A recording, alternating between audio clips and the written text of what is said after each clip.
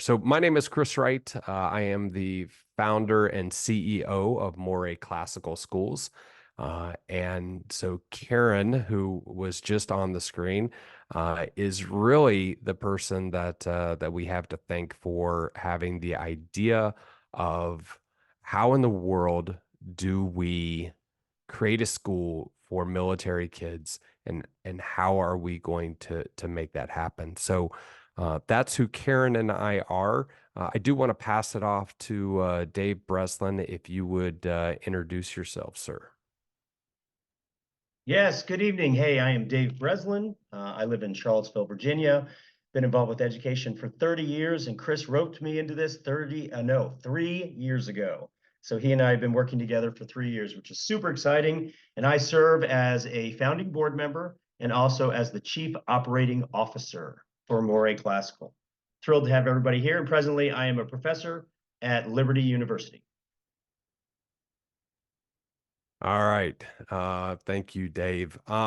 So we're talking about a small private classical Christian school, and we're going to get into those things individually and work through it. But I'm just so excited to have this opportunity. And I saw Bijou is on, and I've been talking with her, and she's down in California and just has the hardest time finding a classical school that she can send her kids to. And because we're military and because we're always moving, it's very, very difficult to make that happen. So this is something that has been in the process of working for over 10 years, and we're finally getting to that point where it can happen. So but one of the key aspects of Morae Classical School is the classical part. And so we have today Jody Carlson, who is a mom of 3, who sent her children to a classical school. And so I have asked her to come on and speak as a mother who's done that, and to work through that. But before we jump to Jody, I do want to have some context of some names you're going to see if you open up the participants on the right. So you will see Tim. Tim is a co-host as well. And so if you have any questions throughout the night that you want to send to him directly, you can direct message him, specifically working on if you are a teacher and looking, or someone on staff, then please DM Tim and make sure that we can get any question to him. He will get it to me, and especially at the end. And then also we have Whitney. You'll see her name on the participants on the side. And Whitney is an educator. She is also working with Club FCA volleyball team that she's starting up, which is going to be very exciting. But she is also a mom who is currently homeschooling. And she is homeschooling with the curriculum from Hillsdale Barnard Charter School Initiative. So if you have questions about the curriculum, or as a mom, direct message her. She can be talking to you as well, and we can continue going on. So moving to Jody. Jody, thank you so much for taking the time to come and talk with us tonight. Yes. Hello, everybody. Who would have thought when I was a kid growing up in Trussville, Alabama, that I would be able to send my kids to classical school? I never dreamed. But I did raise 3 sons. They're all adults now. I've got 4.5 grandkids, got 1 on the way. And I am forever grateful for classical education in my kids' lives, and it had lifelong effect and impact for them. I do remember when I held my first baby, crying for every child in the world that wasn't going to be loved as much as I loved my child, and wanting every child in the world to have that. And I think as I held myself accountable to God for how I was going to raise my children and what I was responsible before Him for, developing their minds, bodies, and souls well-rounded, and not just that they should be a joy to me and themselves, but to others, and living life in His will and in His plan. And we didn't even go to a Christian classical school. It was just a classical school, but I can tell you it's the same principles that are meted out in that. I heard about classical education before my first one was starting kindergarten. We lived in Richardson, north of Dallas, Texas, and they had a classical magnet that was a lottery school. And Niels did not make the kindergarten lottery. And we happened at that same time, my husband took a job in Colorado Springs, so we moved here. And then I noticed they also had a classical school. So I immediately put my kids on the waiting list, and it took 2 more years before my middle one made it to kindergarten. And therefore, then my older one in 2nd grade also made it, because it bumped him up on the waiting list that you put your kids on as soon as they're born. And so I would say that's one of the negatives of classical education, and how great it is now that you guys are making an option for, and that's what I would say, my tears would be for military kids that wouldn't have this opportunity, that you would really want them to be able to have something so special that would help them throughout their lives and in every area, every aspect of their lives, and not to be put on a waiting list and not to be told, you'll never make it in. So that's my backstory. And then I can tell you about what classical education is. In a nutshell, to me, what it was explained to me, and I still believe it, is reading, writing, arithmetic, and respect, and all done with rigor and excellence, honor and nobility. It's so special that kids would understand that the academics are important and serious, but so is also sports and play and music and arts, and just developing the well-rounded child that is college prepped very well. He's got the foundation of the trivium, the grammar that he's learned in elementary school, how to write a good paper, how to understand language, rich living books. And then in junior high, they start on logic and analysis and discernment, and how to take all that information you're learning in school and out in the culture, and how to get through it all, how to understand it quickly, how to manage your time, how to be self-disciplined, how to tie your sports to your academics so that you don't fail at either, or if you do fall, that's a good thing, because then you're learning and your parents aren't bailing you out, because you need to learn those skills and you need to learn that character, and it only happens little by little. Of course, I think regular schools are doing that, but they're just, I think it's much more child-centric teaching, of trying to develop this child to what he wants, instead of what I would say, like I said, what I felt responsible before God and what God would have for them. I would say high school is, they say it's rhetoric. It's about them developing wisdom, persuasion, being able to, in speech and debate, argue either side of an argument, and for just the sake of knowing how to do that. My boys at the time did not enjoy their speech classes, but boy, they are really grateful now that they had a good base of how to stand up and have speak with conviction on whatever they think.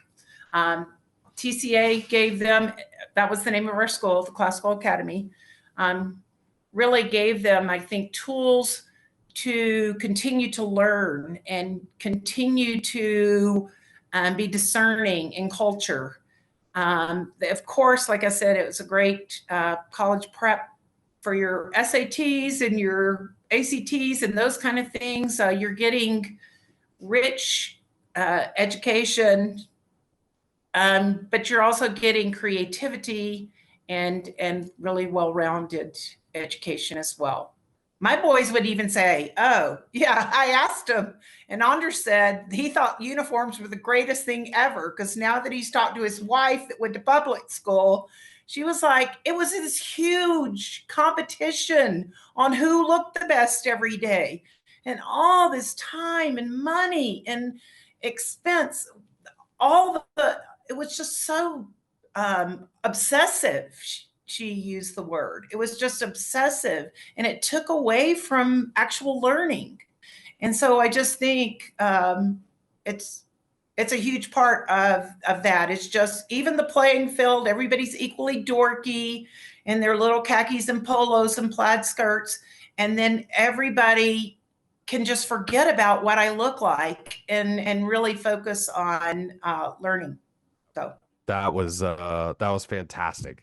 I was supposed to stop you about 3 or 4 times and have conversation, but everything that you said was just spot on and exactly where we need to be. And the whole point of having a classical education, going through those grammar, logic, rhetoric phases, being able to focus on the academics, yet the athletics and the arts to develop a total person, that's so essential to what we do. It's not on accident that every single person on the board is focused in on either athletics or some type of activity, because we all know that life cannot and should not be just about academics, but we are here to develop the whole person, and to push them in a way to grow so that they can become someone that we want to emulate and that we should be. right. And Karen and I were talking about, all right, who do we want to come in and talk about classical education? And Jody, your name came up because you emulate everything that Karen and I want to be as parents, and developing the type of kids that you have. And I got it. They're great athletes, but they're smart. They're humble. They're hungry for life. They're all about investing in others. And that is what we're trying to build upon. And that's why the classical education is so important. Yeah. It's amazing. Okay. What I will do is, if you have questions, especially for Jody or as we continue hitting those to Tim and Whitney, and then at the end we'll come back for questions. But real quick, I want to pass this over to Dr. Breslin, who is our Chief Operating Officer. And so we've talked about the classical side, but why the Christian side? Why is that so critical to Morae? Yes, sir. And Chris, this is great because it adds perfectly on to what Jody was talking about in terms of the rigor and in terms of how great it really is. So I've been involved with Christian education for 27 years, and 27 of my 30. And when it's done right, it can be done really, really well. And so that's going to be one of the most important things as we continue to move forward with Morae, to making sure that we do it the right way. So why Christian education? Well, first of all, you have the foundation of the Bible. So we as an organization will stand on something that's solid and something that will not waver. Ethics, morals, integrity are all at the forefront of everything that we do. It's in the forefront also of our hiring process. So our hiring procedure coming up is going to be rigorous. It's going to be thorough. And what we're going to do is we're going to put the best people possible in front of these kids in every single way. We're going to partner with homes and with churches to bring kids up and train them according to biblical truth. That's another cornerstone of Christian education. And also, Christian education has a culture of grace with accountability, where, like Jody was saying, the expectations are clear, they're very high, and we know and we will teach our kids exactly how we want them to act and how we want them to treat one another. And we will hold them accountable for that because everybody is made in the vision, in the image of Christ. And that is another critical element in terms of Christian education. From the academic side, we believe that being Christian is rigorous. We believe it's challenging. We're going to push our students to be the very best that they can be and reach their full potential under the lordship of Christ. Also, another thing is in a Christian atmosphere, there is a culture of joy, there's a culture of hope, and there's also a culture of possibility. We want to make sure that we pass that on, not only to the kids, but also to their families as well. And you know what? Bottom line is, when you're part of a Christian school, you've got a terrific support network around the country with all the other Christian educators around. Like-minded schools and colleagues all around the country will be coming and helping us out. And hopefully they'll be coming in due time to visit us and to learn from us. So those are the main cornerstones, Chris, of what a Christian education is all about. Yeah, that's awesome. That's a great summation of where we are. One question I get asked a lot is, do you have to be a Christian to go to a school like this? So, Dave, what would your answer be there? The answer is 100% no. Absolutely not. You just have to know what we're going to teach, what we're going to preach, how we're going to act. But no, Christian schools, most Christian schools are very open to people who are non-believers. Right. And so one of the things about classical education is we teach, we want to push kids toward virtues and character. And then there also has to be truth. And so I was part of a school, actually, executive director at a school, and was just loving it. It was a great part, but there were some things that I couldn't speak as truth, that I was in a charter school, which is a public school. And so in order for me to actually teach truth, then I have to be in a private school because that's the Christian model. And so we chose the Christian model, one, because Jesus is truth. That is everything that we're basing the classical education off of. And so we don't need the students to say, yes, I'm following Christ, but we do need them to understand that everything that we teach is biblically modeled, and you have to have something that is your foundation in order to have conversations, in order to have education. And so I thought that was critical. Dave, thank you for sharing that. That's a big deal. All right. So now the question is, all right, now we have a private model. Now we have a classical model, and we have a Christian model. That's where we are. We've talked about the need for it to be for military kids, and just the constant moving doesn't allow for charter schools because we're not able to get in. And Jody did a fantastic job of talking through that. And so what are we trying to do? And I always tell my story because it means so much to me, and really Karen, as a military spouse, having to deal with this every couple of years, up and moving, and we don't always move during the summer. Sometimes we will up and move in November or January, as we have done, and trying to get into a new place, a new house, into a nice school system that can teach becomes problematic in so many ways if the economy's bad and all of those. So we need to develop a school that caters to the military family. And that's why, and that's the whole vision behind this is to be able to serve. And I'm just so excited that we have that opportunity now. And so our job is to create a virtual school that is the backbone of everything that we do. And so no matter if a student stays in the same place during the school year or moves to another, they will always have that school and that teacher to be able to do it. When they move to a new location, eventually we're going to get to a place that has brick and mortar, that they will get a new teacher that will be able to work with them. But because everything is taught off of a virtual platform, when you move, you're actually going to be at the same place, going through the same courses and on the same pages as everyone else throughout the year. So the question is, how do you do that? And so what I would like to do is share my screen here. As you can see on the screen, this is from moraeclassical.org /academy. So if you go up to the top, there's a ribbon up there that says academics. Click on that, and this is what will pop up. So on the left side, you'll see Logic School, which is our grades 5 through 8, and then the Rhetoric School, grades 9 through 12. And then we've broken down exactly what we're looking for. So we have our literature, followed by our history, followed by science. And so we don't have a specific biology, chemistry, physics.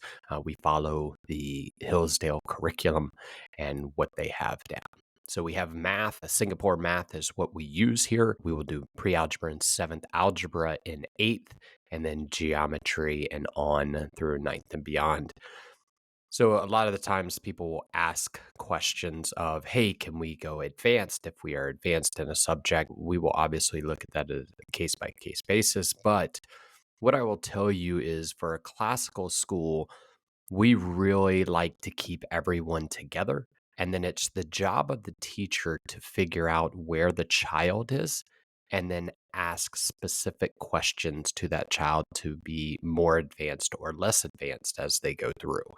And so the art of the well-timed question and delivered to the right person is critical. But there is so much that can be learned from students that are academically forward, but also in reverse, academically behind others, because they're asking those questions that sometimes we forget to ask ourselves, or bring an insight that we just are not thinking through. And so it does help with understanding. So again, I'm not against that. However, we do want to have a great discussion on it, and we can go from there. Below that, you'll see the arts. Those are the music, drawing, dance. We do offer Spanish in 5th grade. Then we will go into the Latin 1A and Latin 1B in 7th and 8th, and then back to Spanish in 10, 11, 12. And the question then becomes, well, why don't we offer Spanish in 7 through 9? And really, we're trying to focus in on Latin, as it is the mother of all languages. We really believe that in order to understand other languages, and really to understand English as well, the Latin is so critical in what we do, and that's the classical part. As you'll see, conditioning, and then strength and conditioning, yoga and sports, yoga being the flexibility, which is a key part of athletics, not so much the yoga as in the spiritual side, but more of the stretching.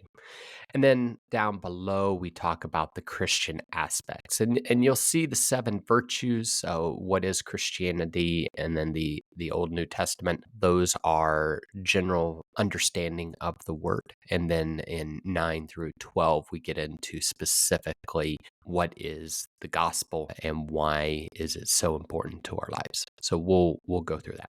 Below, you will see 2 different things. And so you see the in-person classes, and those are happening on Tuesday, Wednesday, Thursday from 9 to 12:30. And what we will be discussing in those classes, teachers will be there going through those things that people are struggling with. And so we'll discuss those. And then In the virtual classes, this is what the professors are teaching, and so as you will see, reading 2 hours per day, reading is so important. It is a critical skill, and it is something you need to learn and something that you need to be able to do. And so that is a large part of what we do. When we do in-person classes, the classes that we go over will not be added onto. And so we're not going to ask someone to go to class for 4.5 hours and then do 6 hours on top of that. And so those will be adjusted to where we can get through. All right. And this is the base model. When we talk about if we do not have an in-person classroom for people to go to, they will do the virtual class, and then the in-person will be online if we need to be able to do that. However, classical education it is so important to be in person, and we want to be able to do that. So that is our key goal in everything that we do. Okay, switching over, you will see the Excel spreadsheet here, and this is what I want you to take away from here. When we have red and blue and white, those are the different days that we will go through. So if you look at week 1, it'll be a red week, and so we will be doing grammar. And then on Wednesday, we will be doing literature. So at the 8 o'clock class, on Tuesdays, you'll do grammar. On Wednesdays, you'll do literature, and then back to grammar on Thursday. When we go to look at the 9 to 9:50 class, it'll be history on Tuesday. It will go back to Bible on Wednesday, and then back to history on Thursday. When we talk about science and math, that is done every day, Tuesday through Thursday in person. Those are critical aspects and ones that need as much explanation as possible. And then we will do language and arts. Language needs to be done on Tuesdays and Thursdays, and art will be done on Wednesday. We do not do in-person PE. That will only be done on the virtual side. And so our coach will make sure that those are going out, and then the coach will be available during office hours as well and to be scheduled through. And so office hours are incredibly important to us. Those are 20 minutes before we start on Tuesday, Wednesday, and Thursdays, and then 20 minutes after. They are also working by appointment. So Tuesday through Thursday, we will try to get 30 minutes in there. That's our goal, is 7:15 to 7:45 afterwards as well. If we can get 30 minutes, that would be great. But everyone has lives going on, and we can work that. So by appointment, 8 to 3 on Mondays and Fridays. And so just to clarify what that is, if you're doing virtual office hours, you'll just jump online and it'll be an opportunity for you to raise your hand and ask a question. Hey, can you go over this one more time? And then by appointment only, if you want a couple of people or one-on-one, then they can do that as well. It's definitely not to the level of tutoring, and there will be multiple people in the office hours. And there'll be sometimes the teacher will just say, hey, I'm holding office hours at this time through this time during the day. So it's definitely not tutoring where you can come in and say, hey, I want to meet at 10:15 to 10:30 on Monday and Fridays. So don't expect that, but it is still a great time to get a little extra help where you can in a classroom set. Obviously, in person, those will be in the rooms, and anyone can come up and work through that. All right, so those are from the website, and so switching back over, we are looking for a NASH certification our first year, and then after 2 years, we can go and get a regional accreditation, and we are looking at the SAIS. That will allow you, when you graduate from high school, to go to any college, and also for athletics, it is certified through the NCAA. So we will be a completely certified individual. And as I hope you have heard and know my passion and the passion of the board, athletics is such a key contributor um, in developing people, developing character, we just think it is, you know, a leadership laboratory of developing character. And so there's no other way that you can get out there and test that.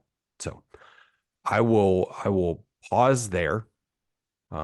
And I do want to go back to Dave and say, when you're looking at the academic side and you're looking to work with students, what is it that you think, hey, I'm going to hire a teacher to be able to work at this classical school? What is it? What are the characteristics of a teacher? So what we're looking for, Chris, is we are looking for, first of all, individuals that are born again Christians. We are looking for believers. That's number one. Number two, we're looking for people who have extensive experience. And if they have experience with the asynchronous model, that is a huge bonus. We're looking for somebody and for people who are passionate about the subjects that they're going to teach, that they really believe in the work that they are doing. And we're also looking for people who are passionate in working in the lives and the hearts of young men and women, helping to move them forward one step closer to their hopes, goals, and dreams. So the task that we're asking our teachers and our professors, it's big, because we believe that it's really, really important, and it's absolutely critical that these people play a critical role in the lives of our students. So we're going to be asking an awful lot. We're super excited about the amount of people that have already inquired about becoming part of our faculty and staff. And Chris, we're just going to move forward, and we're going to pick the best people possible to put in front of our students every day. Yep, that's fantastic. And I'll ask one more question. We said, all right, that is a teacher. What about a student? What does a portrait of a student, what is it that's going to be awesome and really capable of coming in and being successful at a Morae Classical School? We're looking for students, Chris, that are motivated, students that have the ability to be able to do things on their own, be able to set up schedules, be able to be responsible for their actions and for their work. We're looking for people that are interested in our model. We're looking for people who are open to hearing about God and about Jesus and about the gospel. That's important. And we're really looking, you know what we're looking for in this first group, Chris? We're looking for trailblazers. We're looking for a group of kids and families that sit back and say, you know what, we're tired of the standard. We're tired of the norm. We want something different. We want something that's really going to have an impact. And again, I'm not saying that our school districts and our private schools are not having an impact.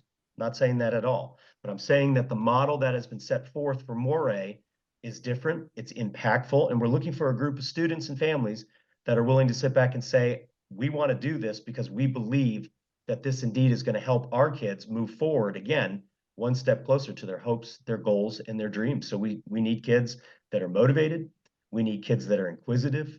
We need kids that are willing to take risks and to accept challenges. We're also, Chris, looking for kids and families that are willing to fail, that are willing to go through tough times and find ways to dig deep to be able to overcome those failures and those struggles. We're looking for the type of kid that we really want to sit back and say 20 years from now, look at this group of kids that started at this school and look at where they have gone. So we're super excited about our first crop of students. Yeah, absolutely. And I love the willing to fail, like that failing forward mentality of here we go. And that's just developmental, right? How we progress forward. Okay, so that's where we are as a school. That's how it's going to progress through. We've talked about the teachers, we've talked about the students, and so let me talk about the next steps. This is where we're going to progress. So on Monday, the 19th, we are going to start working and opening up the opportunity to enroll students. And so here's what this is going to look like. We're going to ask that you email Morae Classical at gmail.com, or just DM either Whitney or Tim your email, and we're going to set up a time where we can sit down and talk with you. This is a brand new school. We want to make sure that everyone has all the information that you need to make an informed decision, and to make sure that we communicate everything to you individually. So we're not just going to open up the enrollment and sign up. We want to make sure that we have conversations. So that's going to start on the 19th. Then we're going to progress on March 4th. We're going to open up and allow more teachers to apply. So as more students come in, we're going to need more and more teachers. And so we just want to make sure that we have that capable and ready to go. So our model is we're going to have professors teach each individual thing. So they're going to be the experts in there. So we'll have a grammar literature expert, we'll have a mathematics, we'll have a physics, and so on. So that's our professor.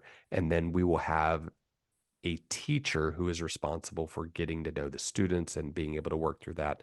So they will have a class of a maximum of 25 students that they can spend time with and have those conversations.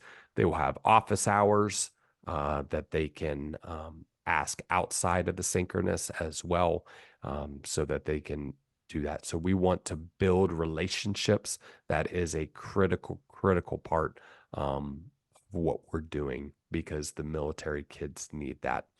And then I just need to have conversations with the parents and talk about, what units you're in, and then being able to work with, for sergeants, being able to work with the FRGs if you're Army, or whatever the Air Force or the Navy equivalent is for that, so that we can make sure that you are taken care of, that we can make sure that if there are deployments coming up or anything that is out there that would cause you to leave school for a certain point of time, so you can spend time with the family. So that's that's the timeline. Those are the things that are going to be out there, and that we're going to work with you to do.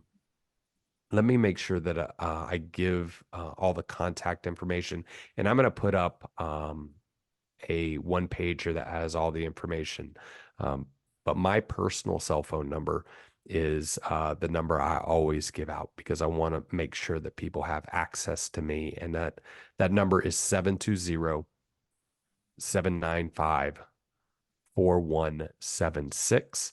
I actually have a silent notification, so I don't get contacted at night. It's nice I'm not in the military and I can actually silence my phone these days and set it down when I need to take care of myself. But most of the time it's on. And my passion and my calling right now and my purpose right now is serving military families, and to ensure that we're continuing to take care of the military. So please feel free to call me, text me, and we'll work that. And then the email is the moraeclassical@gmail.com. So that's where we are. I do want to stop and ask for questions, whether it be Jody, if there's anything that you have, or Dave, or any of the other people that are online. Feel free to hit it. If you've talked to Tim and Whitney, they can forward that on. If not, just hit it in the meeting chat. So I'll pause. Chris, let me ask this question. This first cohort, how big are we looking for this first group to be? Right. That's a great question. We're looking at a maximum of 200 per grade. And so that is all over the United States. And so We will be using those numbers to determine where we go next. So if we have 150 there in the DC area, then obviously our first campus will be there in DC. If it's in San Diego, California, then we're going to San Diego, and I could use some nice weather down there too. So it just depends on that. But great question. And I know we talked before the meeting about it would be school uniforms as far as khaki pants, polo shirts, and plaid skirts for girls, or khakis for girls as well. But just how uniforms are such a great part of classical education because it takes away the distractions, and it's money in your pocket as a parent because I can't tell you how much time and money it saved our family to just let the boys wear that uniform all the time, 5 days a week. And anyway, small class sizes as well. You were saying 25 is max? Yeah, 25 is the max. We try to get as small of class as we can. So we have the professor, and then we also have the teacher that is actually in the small group. And so the nice part is you're not going to have as much classroom management. You're going to actually be able to dive in and have those conversations online, and then a lot of open one-on-one time that can be scheduled throughout the week as well. But let me get back to the question on school uniforms. So we're a virtual school. People are going to be at the house. So why in the world would we need school uniforms is going to be the question. And I will dogpile on what you said there.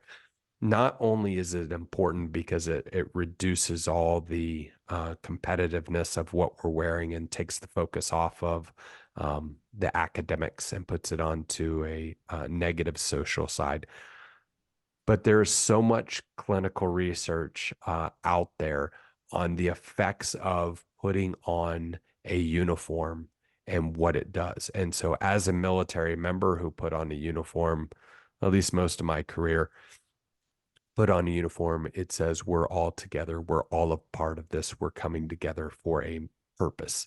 There's that side of it too. But there's also research out there showing that test scores are elevated because of that.